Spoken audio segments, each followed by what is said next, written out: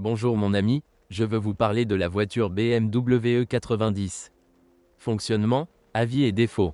Tout d'abord, le constructeur s'est assuré que les clients recevaient des unités similaires à celles utilisées auparavant, mais répondant à des normes d'émission de plus en plus strictes.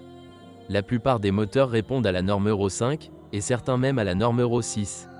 Le DPF était déjà standard sur les moteurs diesel, tandis que l'injection directe a été progressivement introduite dans les moteurs essence. Cela a engendré un certain nombre de problèmes. Les moteurs essence et diesel de la famille M, proposés jusqu'en 2007, ont commencé à appartenir au passé. On peut dire que ce sont les derniers moteurs vraiment performants de la série 3.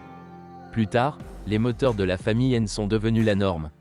Parmi les moteurs à essence, les très populaires N43 et N46 sont aux prises avec de nombreux problèmes de système de distribution et de gestion du calage des soupapes. Et les tout aussi populaires diesel N47, dans lesquels le plus gros problème était la rupture de l'entraînement de distribution. La vérité est cependant que presque toutes les voitures équipées de moteurs de la famille N présentes sur le marché ont déjà subi des réparations, après des campagnes d'entretien, après ce qu'on appelle des campagnes de service silencieuses, au cours desquelles BMW a remplacé la courroie de distribution, gratuitement, ou des réactions préventives des utilisateurs.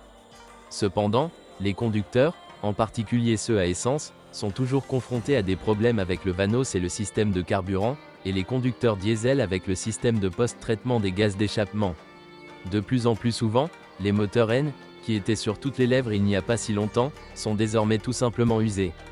Pour ne pas arranger les choses, les propriétaires de voitures plus chères équipées de moteurs 6 cylindres n'ont pas beaucoup de problèmes, même si les voitures à essence N52-55 peuvent aussi parfois être pénibles.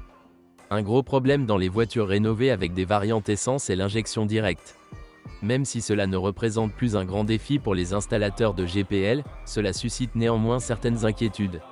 J'écris beaucoup sur les moteurs, car BMW propose un vaste choix et choisir le bon entraînement est la moitié du succès. Les unités recommandées incluent l'essence à injection indirecte, par exemple, la 320i de 150 chevaux ou la 323i restylée de 203 chevaux. Cela vaut la peine d'acheter le 3 avec un diesel de 3 litres, quelle que soit l'année et la variante. Il ne faut pas trop avoir peur du moteur 2 litres s'il est en bon état et que le calage est vérifié à l'avance. En ce qui concerne la conduite, dans les voitures avec un kilométrage plus élevé, vous devez vous préparer à d'éventuelles réparations du système X-Drive. Il s'agit d'une transmission intégrale transférée de l'arrière à l'essieu avant par un embrayage multidisque, qui ne supporte pas un kilométrage supérieur à 300 000 km. Les autres éléments de la voiture sont sujets à une usure normale, ils tombent rarement en panne et vous ne devriez pas trop vous en soucier. La suspension est durable, mais assez coûteuse à réparer. Dans de nombreuses voitures, l'appareil à gouverner peut être remplacé. Le point fort de ce modèle est la protection contre la corrosion. Malheureusement, la voiture vieillit déjà et se transforme lentement en un bidonville automobile, où personne ne se soucie d'un bon entretien, il suffit de mettre le gaz au sol et d'avancer. Il y a quelques années, la toujours aussi sympathique série 3 n'était plus qu'un autre « bim ». Cela signifie également que les unités les moins chères nécessitent de nombreuses réparations mineures, qui, dans la pratique, n'en valent pas la peine. Le standard est maintenu principalement par des modèles puissants et plus chers et des versions 2 portes, c'est-à-dire coupé et cabriolet. Défaut typique de la BMW série 3 E90. Panne des systèmes de carburant et d'injection dans les moteurs à essence. Panne des systèmes VANOS et valvétroniques dans les moteurs à essence. Consommation d'huile élevée dans les moteurs essence. Problème avec le système de distribution dans les moteurs diesel de 2 litres. Problème avec les volets tourbillonnants dans les moteurs diesel. Panne du système de traitement des gaz d'échappement des moteurs diesel. Panne du capteur ABS. Panne des capteurs de pression des pneus.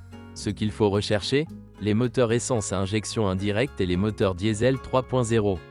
Ce qu'il faut éviter, la version 316i avec un moteur essence faible, la version 320ci, laissez-le aux connaisseurs, et les variantes de moteurs puissantes avec entraînement X-Drive. Merci de m'avoir écouté, n'oubliez pas de vous abonner à la chaîne et de noter ma vidéo. Si vous connaissez des problèmes avec cette voiture que je n'ai pas mentionné, assurez-vous de les écrire dans les commentaires.